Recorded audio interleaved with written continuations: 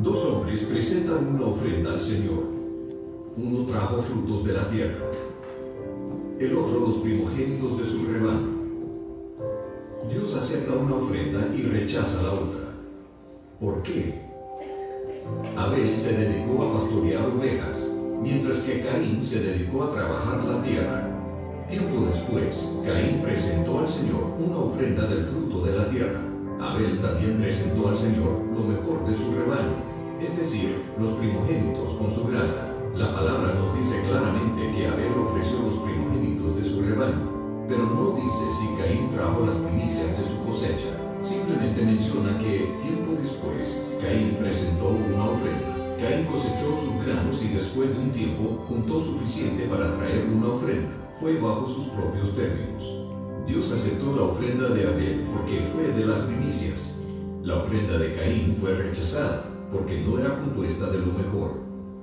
Dar las primicias a Dios es algo que requiere fe. Cuando nace el primogénito de un rebaño, no se sabe cuántos corderos más han de nacer. Pero Abel ofrendó el primero con fe. Al contrario, Caín aseguró el hecho de que él mismo tendría suficiente antes de darle algo a Dios. Muchos de nosotros le tratamos a Dios al igual que Caín, asegurándonos que tenemos suficiente dinero antes de ver si hay algo de sobras para Dios. Aun si le damos lo que sobra, Dios no puede aceptar esa ofrenda, porque no es de las primicias. Otras historias enfatizan esta verdad. En la narrativa de Jericó, el Señor dio instrucciones estrictas de que ningún israelita debía de quedarse con el botín de Jericó. Todo le pertenecía a Dios, porque era la primera ciudad conquistada en la tierra prometida. Fue la primicia.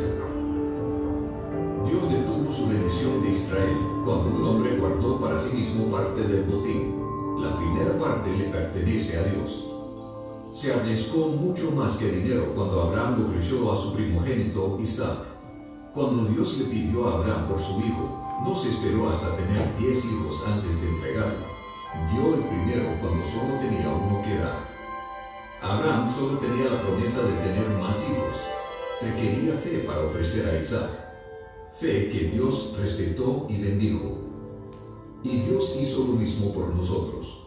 Dios dio lo primero cuando dio a su hijo, el unigénito, dado a nosotros cuando éramos pecadores. Dios nos dio a Jesús con la fe de que un día entregaríamos nuestras vidas a Él. El regalo de su Hijo vino antes de la bendición de nuestro arrepentimiento y salvación. Nosotros damos nuestras primicias en la misma manera. Antes de ver la bendición de Dios, lo damos con fe. Dar las primicias de tus ingresos es una forma de decirle a Dios: yo te reconozco primero, te pongo en primer lugar en mi vida, confiando que tú te encargarás de lo demás.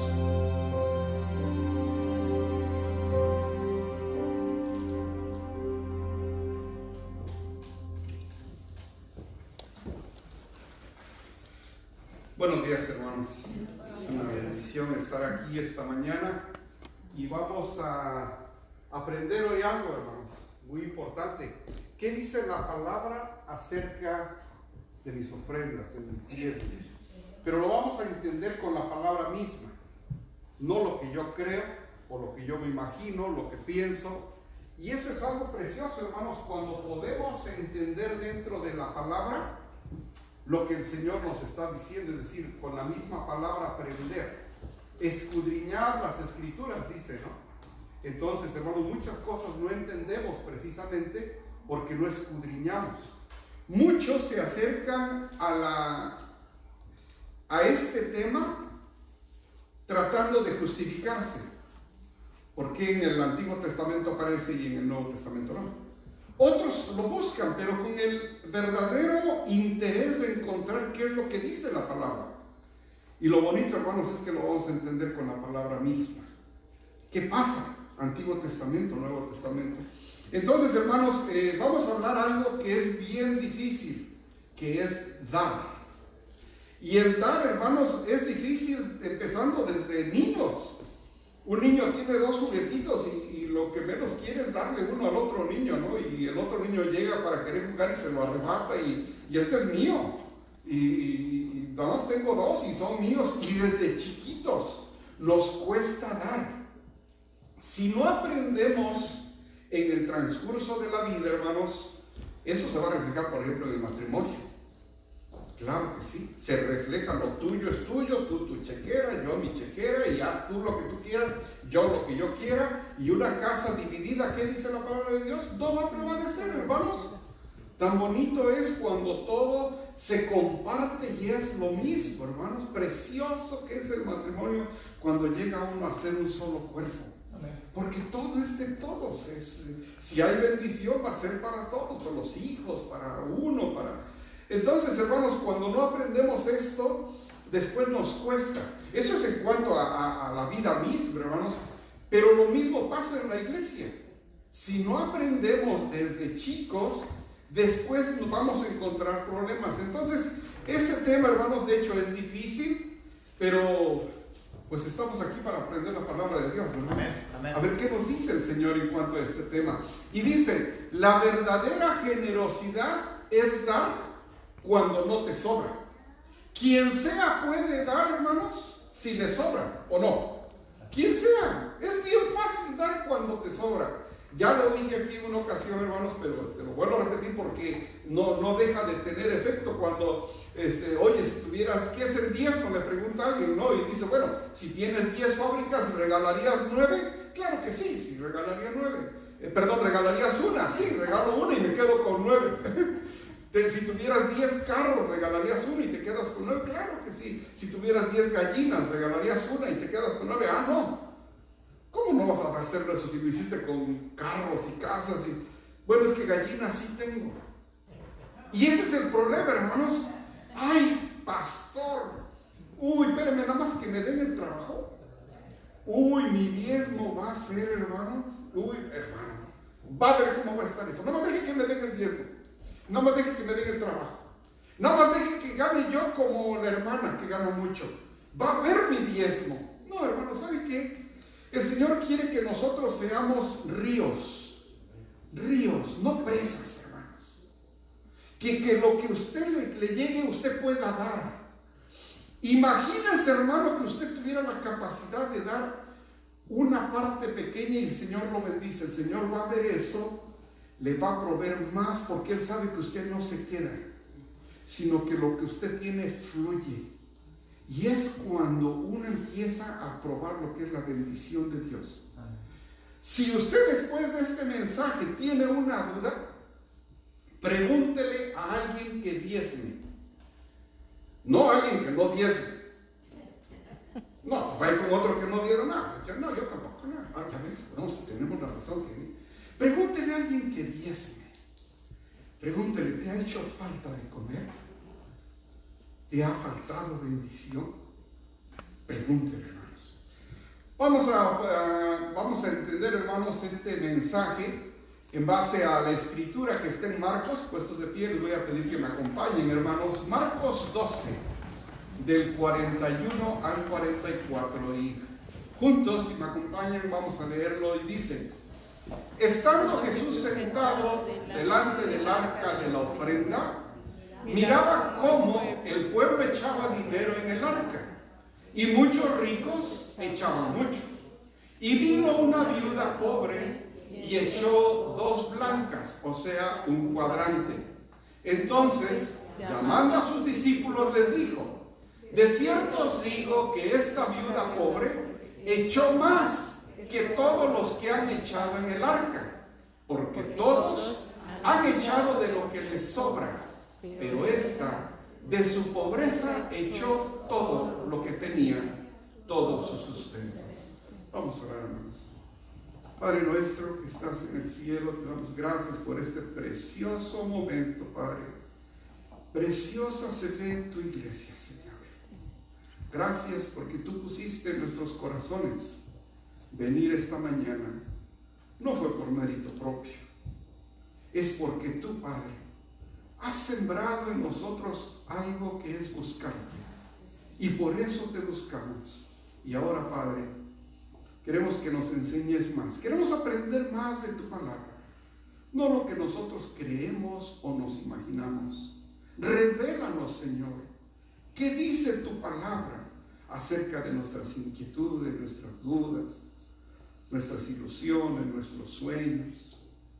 Padre, por eso recurrimos a tu palabra todos los días.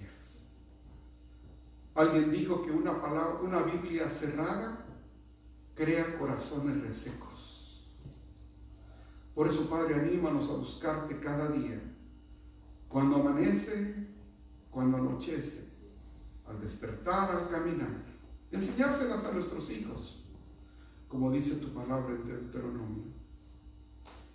Y por sobre toda cosa guardada, Padre, permítenos guardar nuestro corazón, para que cuando escuchemos cosas que no vienen de ti sea fácil distinguirlas.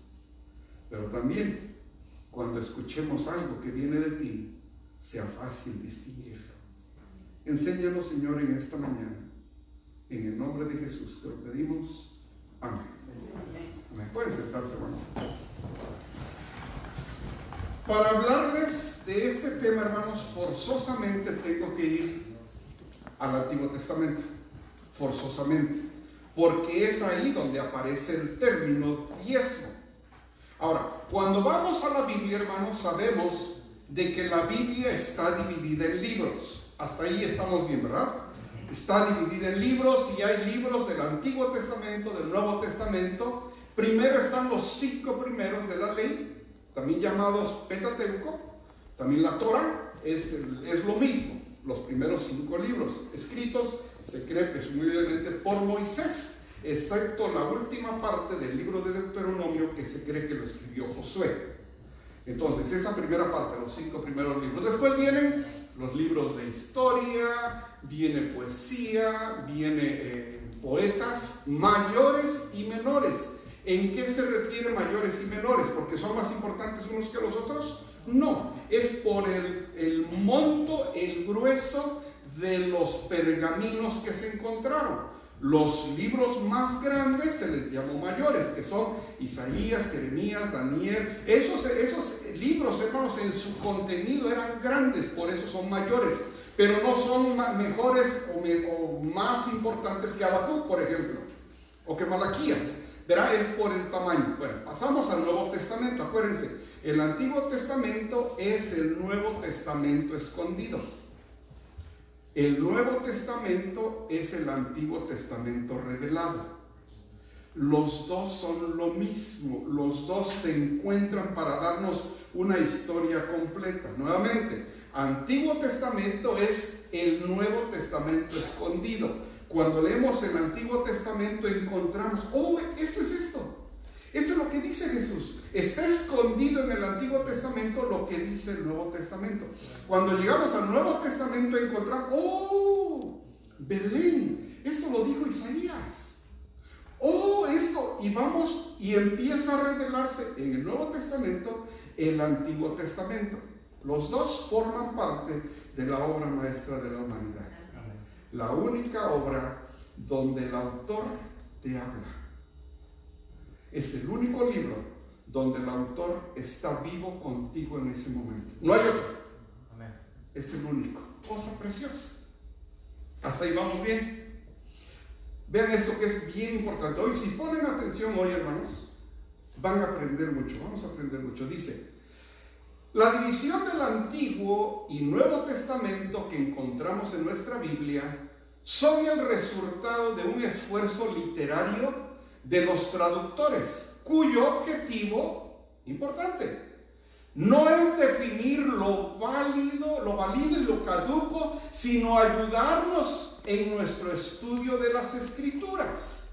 ¿Sí? Cuando se divide no es porque esto sí sirve, esto no sirve, sino porque nos ayuda a estudiarlo. ¿Hasta ahí estamos bien? ¿Ok? Sino nos ayuda en nuestro estudio de las Escrituras. Si afirmamos que dice Timoteo, toda Escritura es inspirada por Dios, entonces no debemos hacernos problema en aceptar que la ley y los profetas, Antiguo Testamento, también son el producto de la inspiración divina. ¿Estamos hasta ahí bien, hermanos? El hecho de que haya divisiones, antiguo, nuevo, libros, profetas, historia, poesía, etcétera, no es para que esto vale más que esto, ahora esto no sirve, pero esto sí sirve. No. Toda la palabra es inspirada por Dios. Amén. y toda es válida. ¿Sí? Ok, porque después tenemos que entender la ley y la gracia. Y es donde viene la interpretación de muchas cosas del Antiguo Testamento. Vamos despacio. En Mateo se habla de Jesús y la ley. Vamos a entender, son 4 versículos, hermanos, que nos van a ayudar a entenderlo, y ahí están los 4. Pero una cosa importante, hermanos, yo les he hablado acerca de los evangelios. Mateo, Marcos, Lucas, Juan. Mateo, escrito para los judíos y presenta a Jesús como el Mesías. Marcos, escrito para los romanos y presenta a Jesús como el siervo. Lucas, escrito para los griegos y presenta a Jesús como el hombre perfecto. Y Juan, escrito para el nuevo creyente y presenta a Jesús como el Hijo de Dios. Los 4 evangelios tienen un mensaje específico que lo cubre el evangelio.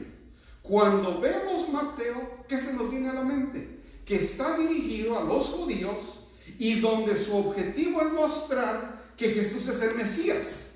Entonces, cada vez que leamos Mateo, van a ustedes a ver que dice, y la Escritura dice, porque les está hablando a los judíos, ¡hey! La Escritura dice, no es que él dice, y aquí los profetas dijeron. Todo eso lo van a ver en Mateo, y ahí encontramos este texto. Pongan atención. Dice, no penséis, dice Jesús, estas son palabras de Jesús, en Mateo capítulo 5. No penséis que he venido para abrogar la ley o los profetas. No he venido para abrogar, sino para cumplir. Él está diciendo que viene a cumplir la ley. 18. Porque de cierto os digo que hasta que pasen el cielo y la tierra, ni una jota ni una tilde pasará de la ley, hasta que todo se haya cumplido. De manera que cualquiera que quebrante uno de estos mandamientos muy pequeños y así enseña a los hombres, muy pequeño será llamado en el reino de los cielos. Mas cualquiera que los haga y los enseñe, este será llamado grande en el reino de los cielos. Porque os digo que si vuestra justicia no fuere mayor que la de los escribas y los fariseos, no entraréis en el reino de los cielos. No lo entendí, pastor, no se preocupe, ahora se lo voy a explicar. 4 versículos y vamos a empezar. Vamos a hablar de Jesús, la ley y la gracia. Es lo que llega a decir él. Lo primero que él dice, no penséis que vengo a abrogar la ley y los profetas. Es lo primero que él dice. Entonces vamos a ver qué pasa con Jesús, la ley y la gracia. Acuérdense, hermanos, antes de la llegada de nuestro Señor Jesús, cuando Él nos habla, estamos viviendo bajo la ley. Después de Él estamos viviendo bajo la gracia. Ahora, se ha abusado mucho de la gracia, hermanos. Mucho. Mucha gente dice, bueno, el Señor ya conoce mi corazón. Y hacen lo que ya saben que está malo ante los ojos del Señor, lo hacen y se justifican diciendo, el Señor conoce mi corazón. El Señor sabe que soy débil. El Señor sabe que es mañoso.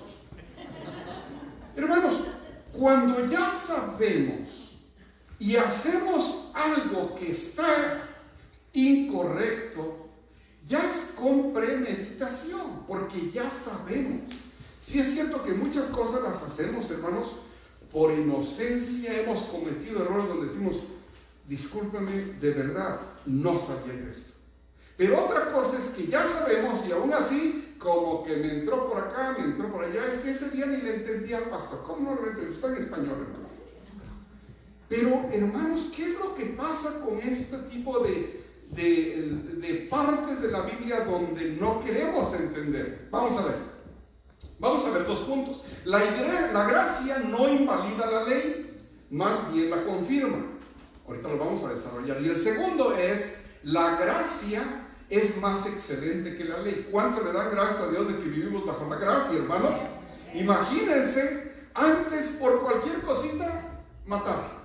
Por cualquier cosita, apedrear. Por cualquier cosita, hermanos, Cuando el hijo pródigo, el papá vio que venía su hijo, él corrió por él, porque había una parte de la ley donde decía que aquel que se había gastado la herencia merecía morir. Y por amor corre por su hijo a protegerlo, hermanos. Pero muchas cosas que pasan en la ley, hermanos, yo no, ni estuviera aquí ni en otra, hermanos. Por gracia estamos aquí, hermanos. Entonces, esa parte de la gracia es más excelente que la ley, lo tenemos bien clarito. Gracias, hermano. Dice, Jesús, la ley y la gracia. Primer punto, la gracia no invalida la ley, más bien la confirma. ¿Qué dice el versículo 17? El punto es, Jesús afirma que la gracia no anula la ley. Dice el 17, no penséis que he venido para abrogar la ley o los profetas. No he venido para abrogar, sino para cumplir. Cuando nuestro Señor Jesús está diciendo esto, hermanos, es que la ley continúa, tiene su validez, es inspiración divina. No tiene uno por qué decir si entonces eso ya no sirve. ¿Cuántos de nosotros, hermanos, cuando hemos leído un salmo, hemos encontrado esa paz que necesitábamos? ¿Sí o no, hermanos? Amén. Leemos unos salmos y decimos, ay Señor, eso es lo que necesitaba hoy. No es Antiguo Testamento y no, ¿verdad? ¿Cuántas veces hemos oído proverbios y decimos, esto es lo que yo necesitaba saber? Desde Génesis hasta Apocalipsis, toda palabra es inspirada por Dios. Y nuestro Señor Jesús no vino a invalidar la ley. Vean primero el 17 y después vemos lo de arriba. No penséis que he venido para abrogar la ley o los profetas. No he venido para abrogar, sino para cumplir. Arriba. Fíjense, hermanos. La ley encuentra su punto de partida en la naturaleza misma de Dios y su relación con sus criaturas. Abajo. Así que la ley, ojo, hermanos, no depende de la voluntad divina, sino de la naturaleza divina. Tampoco lo entendí mejor, ahorita se los explico. Dios es 4 cosas: amor, luz, espíritu y santo. Esto que Él es, no lo puede negar. Aparte son su carácter, por ejemplo, justo, recto, celoso. Esas son características de su carácter. Pero Él, en esencia, lo que Él es, espíritu, amor, santo y luz. Eso no lo puede evitar Él. Por eso es que Él no nos hace algo indebido, porque Él no es que nos quiera dar amor, es que ¿qué? Él es amor. No es que nos quiere dar amor, no, es que Él es amor. Y cuando lo encontramos a Él, lo encontramos el verdadero amor, no como el que conocemos aquí en el mundo. Cuando llegamos a conocer a nuestro Señor Jesús en sus evangelios, cuando vemos a Dios cómo lleva a su pueblo desde Génesis hasta Deuteronomio, después cuando lo cubre todo el tiempo de reyes, los jueces, hasta Malaquías, donde esperan la estrella de Belén, vemos cómo es un Dios amoroso con su pueblo.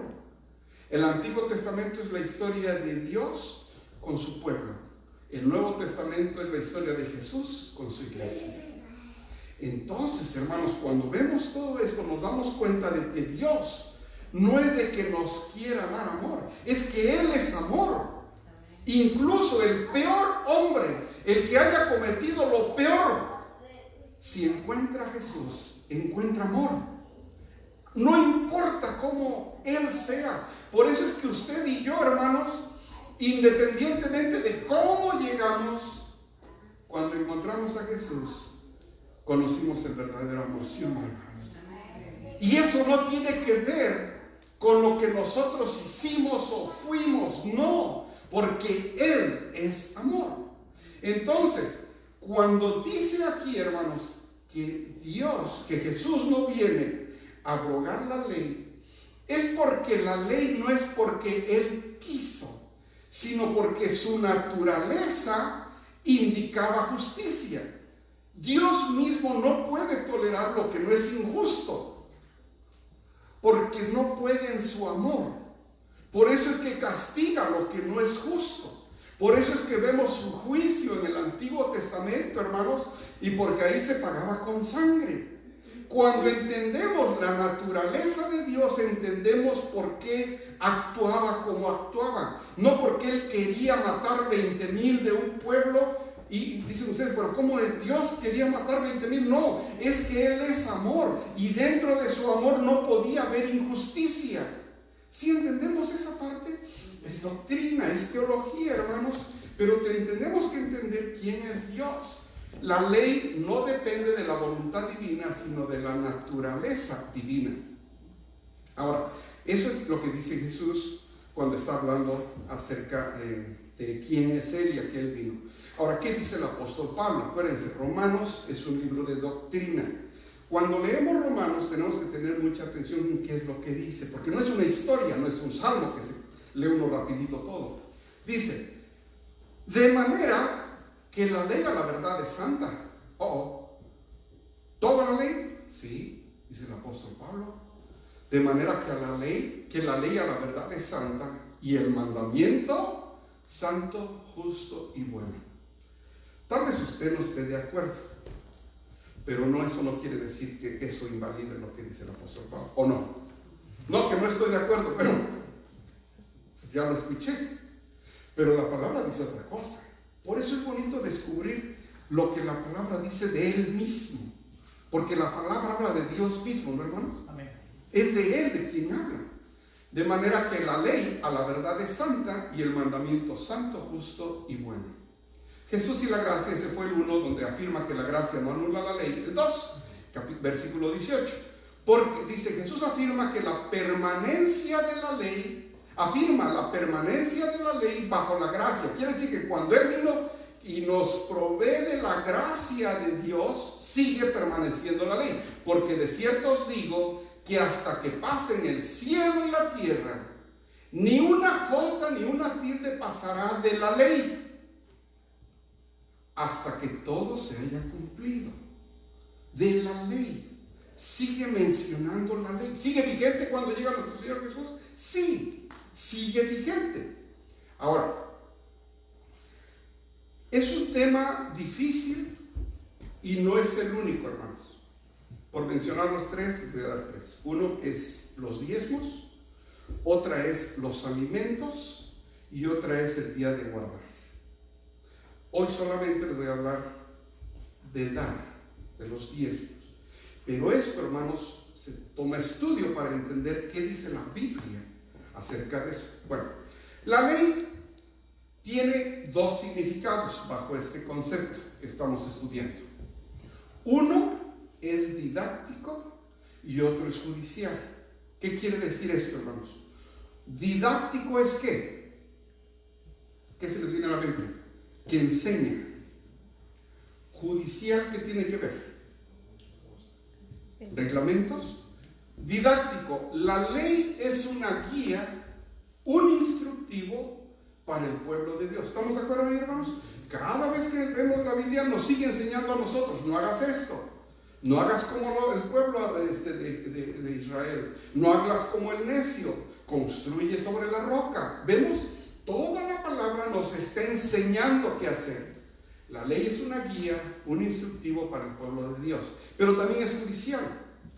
Cuando la instrucción de la ley no es acatada, entonces el transgresor es sancionado. ¿Pasaba eso, hermanos?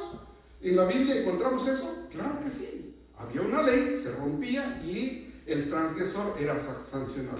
Ahora, no solamente la ley tiene que ver con lo didáctico y lo judicial, hermanos, pero también tiene que ver con lo moral y lo ceremonial. Todo eso, por eso es difícil estudiar la ley, porque hay muchas áreas donde uno tiene que aprender. En lo moral, abarca todos los aspectos de la conducta y de las relaciones entre los seres humanos, la ley. Y por otro, el ceremonial regula todos y cada uno de los aspectos de la religión, como son los sacrificios y el sacerdocio, entre otros. Hermanos, Cuando llegamos con todo esto nos damos cuenta de que la ley no la podemos nosotros descalificar nomás porque no la entendemos, por ejemplo. O porque resultó muy complicado y no la entiendo. Bueno, hermano, es que es difícil entenderla. Imagínense en esos tiempos.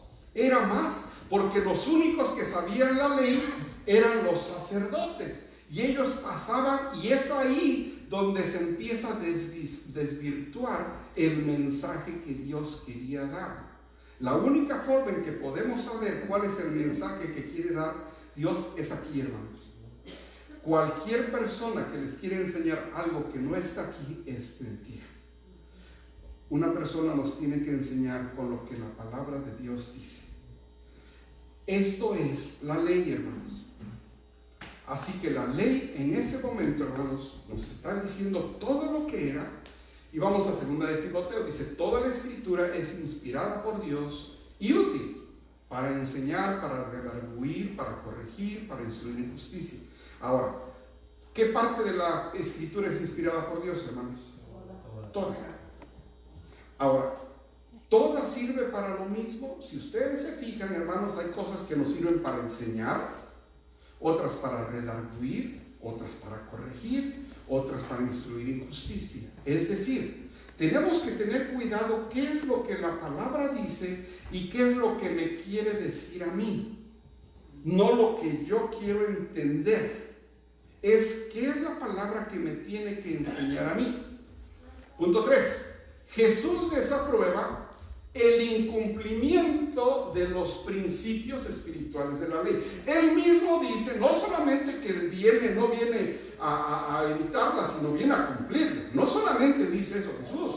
Dice, no, yo vengo a que se cumpla la ley. Conmigo se está cumpliendo la ley, pero también dice esto. De manera que cualquiera que quebrante uno de estos mandamientos muy pequeños y así enseña a los hombres, muy pequeño será llamado en el reino de los cielos. Mas cualquiera que los haga y los enseñe, este será llamado grande en el reino de los cielos. No solamente él dice, yo no la vengo a abolir, yo la vengo a cumplir. Pero aparte de eso él dice, cuidado con el que no lo haga. Es lo que está diciendo ahí nuestro Señor Jesús. Vamos a la segunda parte, donde dice, la gracia es más excelente que la ley. Y ahí es donde debemos tener cuidado de no confundirnos, hermanos. La gracia es más excelente que la ley. Primer punto, la gracia justifica, la ley condena. Versículo 20. Porque os digo, que si vuestra justicia no fuere mayor que la de los escribas y fariseos, no entraréis en el reino de los cielos. Versículo 20. Nuevamente, hermanos, porque os digo, que si vuestra justicia no fuera mayor que la de los escribas y fariseos, no entraréis en el reino de los cielos. Vamos a ver, hermanos. Dice que si nuestra justicia se pudiera comparar con la de los escribas, ¿cómo nos sentimos ahí, hermanos? ¿Podemos en algún momento nosotros entender el verdadero significado de la palabra? No, hermanos. ¿Cuántas veces hemos tenido que leer el Salmo 23? 15 veces, 16 veces, hasta que, oh, esto es. El Señor nos revela lo que Él quiere. Pero hermanos, ustedes y yo estamos en proceso de formación. Ninguno de nosotros pudiera decir que conoce la ley como es. Por eso, hermanos, necesitamos continuamente leer la Escritura, leer y ver qué es lo que Él nos quiere decir. Porque dice que a menos que seamos mejores que los escribas, entonces no entraremos en el reino de los cielos. Lucas. Ahora aquí fíjense, hermanos, lo que dice en Lucas. Pero a vosotros los que oís os digo, amad a vuestros enemigos, haced bien a los que aborrecen, bendecid a los que os maldicen y orad por los que os calumnian. Al que te hiere en una mejilla, preséntale también la otra. El que te quite la capa, ni aun la túnica le niegues. A cualquiera que te pida, dale. Y el que tome lo que es tuyo, no pidas que te lo devuelva. Hermanos, estas son palabras de Jesús. Cuando ya se mete en esto nuestro Señor Jesús de dar a ese nivel, ahí ya no nos gusta. Ya ponemos nuestra cara de puchero. Ah, no. Yo sí doy, pero pues, lo que yo creo, pero que me den y que ponga yo la otra, a ver, póngala usted. Me piden la capa y que no se la niegue, como usted no le devolvieron su chamarra la otra vez, y a ver que le quite, no le devuelvan su chamarra. Hermano, empezamos nosotros ¿a qué? A interpretar las cosas. Acuérdense que nosotros no vemos las cosas como son, sino como somos. Nosotros no vemos las cosas como son, sino como somos. Si yo vengo herido por algo que me hicieron y me he vuelto un hombre muy desconfiado, no, la túnica, a ver, la tuya. Porque yo así soy. Me cuesta dar. Pero aquel que ha dado toda su vida y ha visto bendiciones, ¿le va a costar dar otra chamarra? No, dice, en una ocasión, hermanos, ¿se acuerdan cuando vimos? No, ni vinieron, ¿cómo van a ver? Cuando estuvimos en el entrenamiento de misiones, les puse un video y qué bueno que me acordé. No, hermanos, de a 5 tamales nos tocó, hermano, creo, ¿verdad? Sí, bueno, en ese video, cuando salimos con los hombres, me acuerdo que una de mis hijas llevaba su chamarrita y ya se había acabado, dimos todo y la historia es larga, hermanos, pero y nos encontramos al último, pero ya no llevábamos bolsas y hacía frío, pues en noviembre, Thanksgiving. Entonces mi hija la chamarra que llevaba se la dio. Un día, no mucho tiempo después, manejando ahí por el laguito, ella andaba en silla de ruedas y un día nos paramos y ella va pasando con su chamarra. Hermanos, eso no tiene precio, hermanos. ¿Cuánto pudo costar la chamarra? Sí conocen las tiendas de segunda, ¿verdad? Sí han ido, ¿no? Ok, Ross, pues. Ok, Louis Vuitton para ustedes. Hermanos, ¿cuánto puede costar algo así?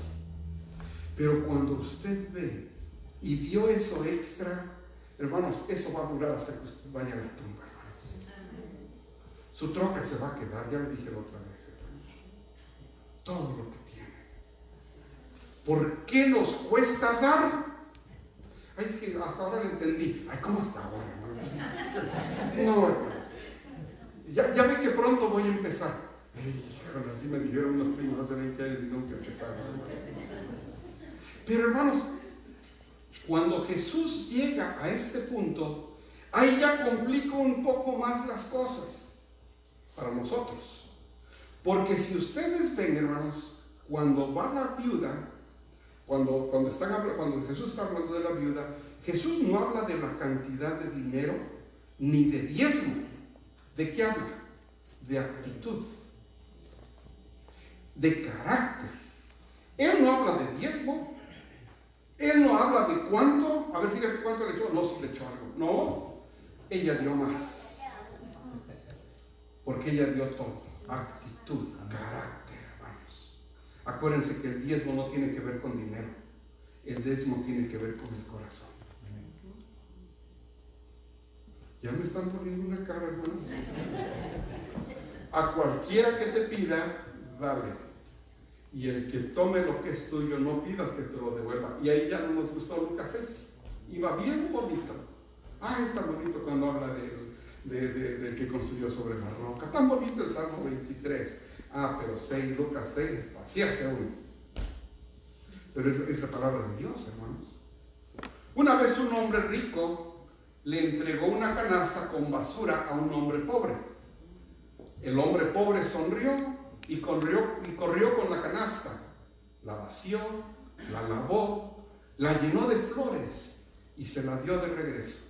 El hombre rico se asombró y le preguntó: ¿por qué me has dado flores si yo le di basura? El hombre pobre dijo: porque cada uno da lo que tiene en el corazón. Hay veces, hermanos, cuando uno saluda a alguien, wow, precioso, una sonrisa de oreja a oreja, dice un abrazo, hermano, qué gusto. Bonito se siente, hermano. Pero hay otros que, ¿cómo está, hermano? No, pues, bien, hermano, con permiso. Sí, hermano, porque dice uno, hermano, pues una sonrisa, un abrazo, de su esposa, un besito, hermano. No, que no soy cariñoso. Hermano. Pero ¿saben qué, hermanos? Todos damos de lo que tenemos aquí. Ay, es que yo soy bien serio. Y hermanos, los besos no tienen nada que ver con lo serio, tiene que ver con el cariño, con el amor. Pero hermanos, nos cuesta dar y pensamos que no se nota. Pero es lo primero que se nota. Eso habla mucho de usted, hermanos. Yo no sé cuántos A-class hay aquí, cuántos B, cuántos en calificación, cuántos 10 de calificación, cuántos 9, cuántos 8, 7. ¿Cómo anda usted, hermano? Dijera el maestro Alfredo en el pueblo, doña Licha dice, yo no me enojo que mi hijo sacara un 7, dice, un 6, pero un 2, dice. Yo espero que aquí no haya 2, hermanos. O sea, no, pero ¿saben qué, hermanos? Eso es lo que nos cuesta mucho dar. ¿Por qué? Cuando tanto nos ha dado el Señor, hermanos. Tanto que nos ha dado el Señor. Somos ingratos. La espada de la ambición tiene 2 filos, hermanos. Por un lado, con humildad uno le puede decir, Señor, bendice mi trabajo, bendice mi compañía, bendice mis posesiones, y el Señor lo hace, hermanos. Lo hace. Y hay testimonios, hermanos, que el Señor bendice las cosas materiales. El problema está cuando eso vuelve ego. Y es la misma espada, hermanos. El objetivo es el mismo, llegar a la meta, ganar, triunfar. ¿Quién no quiere triunfar de nosotros? Todos, hermanos, todos. Todos queremos triunfar. Pero en esa espada de la humildad, hermanos, tenga cuidado. Busque siempre a Dios en humildad. ¿Qué es la humildad? Alguien dijo que humildad es esa capacidad de impresionarte casi con cualquier cosa. El hermano Castro me regaló mi botella de agua. Cuando el hermano me trae otra botella, ay, hermano, yo me sentí muy importante, hermano. Dije, 2 botellas de agua. A ver cómo se las usted, ¿no? No. Pero uno se sorprende hasta de las cosas pequeñas. Pero cuando uno es orgulloso, ¿y a dónde vamos a ir a comer hoy domingo? Otra vez. Y ya sé. Y hasta le hacen así la boca. Hermanos, denle gracias a Dios que hay hoy para ir a un lugarcito. Ay, segurito ya sé dónde quieres. Y dije, hermano, hay gente que no va a ir ahí. Yo no voy a ir. Denle gracias a Dios por lo que tiene. Y de lo recibido de sus manos, de. Porque de eso damos, hermano. No de lo que no recibimos. A ver, de usted la cuenta del pastor Leonetti, no, ¿verdad? No, hermanos, de lo recibido. De eso damos, hermanos. El Antiguo Testamento habla del 10 Génesis. Y Melquisedec, rey de Salem y sacerdote del Dios Altísimo, le ofreció pan y vino. Luego bendijo a Abraham con estas palabras: que el Dios Altísimo, creador del cielo y de la tierra, bendiga a Abraham. Bendito sea el Dios Altísimo, que entregó en tus manos a tus enemigos. Fíjense, hermanos, entonces Abraham le dio el diezmo de todo. Pregunta, hermanos, estamos en Génesis. ¿Ya existía la ley? No. La ley viene después, con Moisés. ¿De dónde sale esto? Del corazón. ¿De dónde salió eso? Hermanos, observen el texto que se da en Génesis capítulo 14. No está la ley. Él no necesitó la ley que le dijera. Él le nace y dice, te voy a dar el 10%. Entonces ponga atención, porque hay un récord, hay un registro de bendición con el diezmo. ¿Ya lo están viendo ahí, hermanos? Hay un registro donde se dice que del diezmo viene bendición. Interesante. Y sigo leyendo mi Biblia. Hebreos, Nuevo Testamento. Melquisedec, rey de Salem y sacerdote del Dios Altísimo, salió al encuentro de Abraham, que regresaba a derrotar a los reyes, y lo bendijo. Abraham a su vez le dio la 10ª parte de todo, que es lo que acabamos de leer en Génesis, ¿correcto? En Hebreos se está haciendo hincapié de este texto. El nombre Melquisedec significa en primer lugar rey de justicia y además rey de Salem, esto es, rey de paz. No tiene padre ni madre ni genealogía, no tiene comienzo, no tiene fin, pero a semejanza del Hijo de Dios, permanece como sacerdote para siempre. Consideren la grandeza de este hombre, como quien dice, fíjense, es lo que está diciendo, fíjense lo que pasó aquí. Consideren la grandeza de este hombre, a quien nada menos que el patriarca Abraham dio la 10ª parte del botín. Ahora bien, los descendientes de Leví que reciben el sacerdocio tienen por ley el mandato de cobrar los diezmos del pueblo, es decir, de sus hermanos, aunque estos también son descendientes de Abraham. En cambio, Melquisedec, que no era descendiente de Leví, recibió los diezmos de Abraham y bendijo al que tenía las promesas. Como estamos viendo, hermanos, no solamente él fue bendecido, pero ¿de quién, hermanos? Del mismo Abraham. Y dice, te voy a dar el 10. Ahora, para recibir el 10 de Abraham, hermanos, mis respetos, si no, van a ser como $35, ¿no? El 10% del botín que recibió Abraham, hermanos. ¿Quién es el dueño de las riquezas, hermanos? Nuestro Dios. Y cuando nosotros estamos en paz con Él, en obediencia y santidad, Él nos bendice. Amén. Todo. Amén. Ahora, yo les estoy enseñando con la palabra, hermanos. La palabra nos está enseñando eso. El corazón alegre se refleja en el rostro. El corazón dolido deprime al espíritu. Para el afligido, todos los días son malos. Para el que es feliz, siempre es día de fiesta. ¿Conocen a personas, hermanos, que todo está mal? Todavía ni le pregunta y dice, no, pues, lo que me digas. Todavía ni les dice uno nada y ya dicen que no. Oye, hermano, ¿va a poder ir? No creo, hermano. Ni le he dicho cuándo, ni a qué hora, ni a qué. A ver, díganme. Y su cara ya cambió, porque va a haber fiesta, va a dar comida.